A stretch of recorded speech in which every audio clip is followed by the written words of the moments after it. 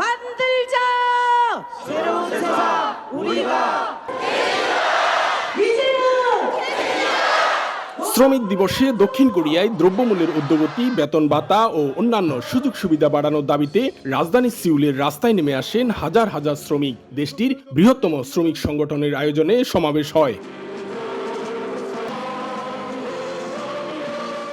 এতে দেশটির service federation, general democratic union, public transportation union, equal migrants work association ও প্রবাসী শ্রমিক ইউনিয়ন সহ বিভিন্ন সংগঠনের 20,000 শ্রমিক অংশগ্রহণ করেন। এছাড়াও রাজধানীর গুরুত্বপূর্ণ স্থানগুলিতে ছোট বড় র্যালি অনুষ্ঠিত হয়েছে। এদিকে শ্রমিক বৈষম্যের বিরুদ্ধে প্রতিবাদ জানিয়ে ব্যানার ফিস্টুন হাতে নিয়ে কর্মস্থল পরিবর্তনের স্বাধীনতা সহ বেশ কয়েকটি দাবি জানান অভিবাসী শ্রমিকরা। আমরা নানান সময় নানান ধরনের বৈষম্যর সম্মুখীন হয়ে যাচ্ছি, যে বৈষম্যর কোনো প্রতিকার হচ্ছে না।